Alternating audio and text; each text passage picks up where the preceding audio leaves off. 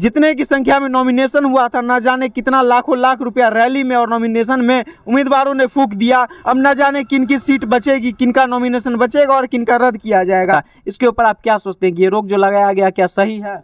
आपको जिला निर्वाचन पदाधिकारी ने जो अभी दिया सरकार को रिपोर्ट, उनका रिपोर्ट अधूरा था। कमरे में बैठ करके वो इंस्पेक्शन नहीं किए, ग्राउंड लेवल पे कभी नहीं, एक एसी ऑफिस में से बैठ के रिपोर्ट तैयार बिल्कुल जमीन पर के भ्रष्टाचार के मामले में हमारा भारत जो है सबसे अव्वल है। बिहार दोस्तों समय की बर्बादी हुई, दूसरी पैसे की बर्बादी हुई। जो नॉमिनेशन किए लोग कैंडिडेट, तो इसमें मुख्य रूप से दोषी हैं प्रशासनिक अधिकारी, क्या उनके ऊपर कार्रवाई होनी चाहिए? बिल्कुल, उन पर FIR होना चाहिए। बिहार में जैसे ही निगम चुनाव की सरगर्मी तेज हुई, उसी तरह से अचानक से एक फैसला आता है और इस चुनाव पे बैन लगा दिया जाता है, क्योंकि इसमें मुख्य मुद्दा उठता है आरक्षण का, कि आरक्षण को लेकर इसका सीट निर्धारित किया गया था। ये फैसला सही नहीं था। एक आवेदन दिया गया था, एक नामा दिया गया था हाई कोर्ट में, जिसको सुनवाई करते हुए हाई कोर्ट ने इस पर रोक लगा दिया। फिर से डेट तय किया गया है, 15 नवंबर का वो डेट है जिस दिन सुनवाई होगा। और इस पर क्या रोस्टर तैयार होगा, वो आरक्षण का रोस्टर होगा या सामान्य सीट का रोस्टर होगा, वो तो आने वाले दिनों में पता चलेगा। लेकिन जितने की संख्या में नॉमिनेशन हुआ था, ना जाने कितना लाखों लाख रुपया रैली में और नॉमिनेशन में उम्मीदवारों ने फूंक दिया, उसके बाद भी इस तरह का कदम उठा लिया गया। अब न जाने किन की सीट बचेगी, किनका नॉमिनेशन बचेगा और किनका रद्द किया जाएगा। इसी पे आज कुछ विशेष चर्चा को लेकर हम लोग मौजूद हैं समस्तीपुर में, और हमारे साथ कुछ लोग यहाँ पे मौजूद हैं। इनसे जानेंगे कि आरक्षण विरोधी चुनाव और ये आरक्षण विरोधी जो सरकार है, इसके खिलाफ इनका क्या मानना है, और ये चुनाव को लेके इसमें क्या सोचते हैं कि आगे किस तरह का रास्ता तैयार किया जाए और बिहार के भविष्य के लिए क्या सही होगा। क्या नाम हुआ आपका? जी, मेरा नाम मोहम्मद अकबर अली हुआ। बिहार में निगम चुनाव की सरगर्मी काफ़ी तेज थी। वो मेयर चुनाव हो, उप मेयर चुनाव हो, निगम पार्षद का चुनाव हो, इसको लेके काफ़ी लोग नॉमिनेशन कर रहे थे और काफ़ी की संख्या में गाड़ियां जा रही थी, काफ़ी पैसा फूका जा रहा था। अचानक से एक फैसला आता है और इस चुनाव पे रोक लगा दिया जाता है। क्यों रोक लगाया गया? ये आरक्षण का मुद्दा इसमें उठा कि आरक्षण की वजह से रोक लगाया गया। सीट का रोस्टर कहीं ना कहीं सही तैयार नहीं हुआ था। इसके ऊपर आप क्या सोचते हैं कि ये रोक जो लगाया गया क्या सही है? देखिए, ये रोक तो कहीं से न्यायोचित कदम नहीं है, इसलिए कि अभी आपने कहा कि सरकार इसके लिए दोषी है। तो हमारी जो अभी बिहार में महागठबंधन की सरकार है, तो वो तो हमेशा शुरू से ही आरक्षण के पक्ष में रही है, और ये आरक्षण आपको 1967 से ही बिहार में लागू है। और इसी आरक्षण के मुद्दा को लेकर के जब माननीय वीर जननायक कर्पूरी ठाकुर जी मुख्यमंत्री थे, उन्होंने बिहार के गरीबों, पिछड़ों, दलितों, वंचितों को 27% आरक्षण देने का काम किया। तो बीजेपी के लोगों ने वहाँ पे एक साजिश रच करके उनको हटा करके राम सुंदर दास को मुख्यमंत्री बनाया गया। ये लगभग आज से कितने साल पहले की ये हम आपको 79 की बात बता रहे हैं।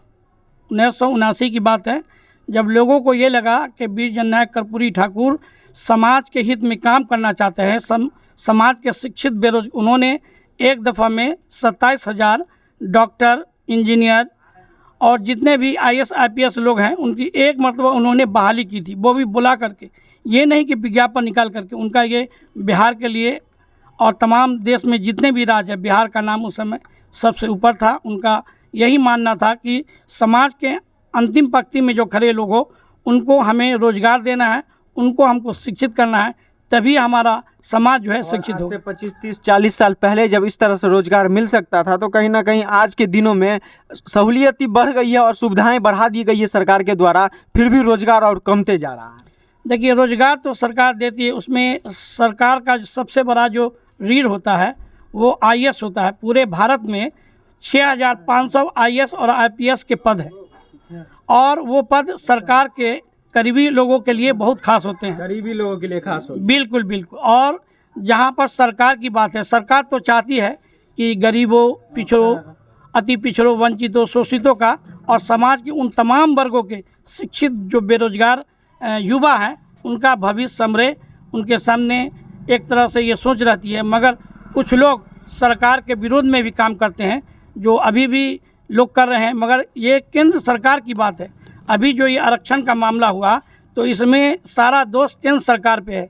इसलिए केंद्र सरकार के द्वारा, बीजेपी के द्वारा अगर वो पटिशन रिव्यू अगर नहीं दिया जाता, तो फिर ये चुनाव नहीं टलता। जी बिल्कुल। क्या लगता है आगे आने वाला रोस्टर जो तैयार होगा, 15 तारीख को इसका कुछ सुनवाई होने वाला है, इसमें किस तरह का फैसला सही होगा बिहार के लिए? बिल्कुल सही होगा। उसमें माननीय मुख्यमंत्री जनाब नीतीश कुमार जी ने कहा सुप्रीम कोर्ट को कि माननीय सर्वोच्च न्यायालय महोदय से मेरी अपील है कि अगर हम चुनाव टालते तो 2006 में हम एनडीए के साथ थे, हमने पहला बिहार में चुनाव कराया आरक्षण दे करके, महिलाओं को, पिछड़ों को, दलितों को, सबको मैंने दिया आरक्षण। अगर रोकना रहता, अब बैंड लगाना रहता तो हम पहले लगा दिया जी पहले लगा देते, हम अभी क्यों लगाते। फिर उन्होंने ये भी कहा जनाब नीतीश कुमार जी ने कि 2007 में भी हमने एनडीए के साथ थे और उस समय नगर परिषद का चुनाव हुआ था, तो उसमें भी मैंने आरक्षण दिया था। अच्छा, किस तरह का फैसला आना चाहिए जो बिहार का भविष्य सही हो उससे? उसमें जो संख्या निर्धारित की गई है, जो उसमें जो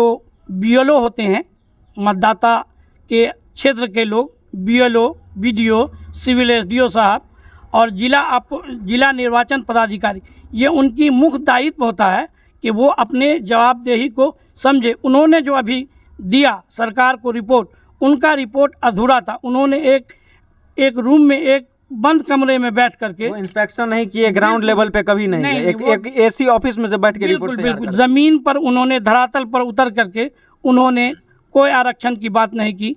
पूर्व में जो आरक्षित था उसको उन्होंने लागू कर दिया। बिल्कुल इसमें मुख्य रूप से भ्रष्ट ये बीडीओ सीओ का भ्रष्टाचार दिख रहा है। प्रशासनिक लोग जो है, ऐसे भी कहा जाता है कि भ्रष्टाचार के मामले में हमारा भारत जो है सबसे अव्वल है। बिहार तो उससे भी अव्वल है। बिल्कुल भी, मगर बिहार अभी दूसरे स्थान पर है।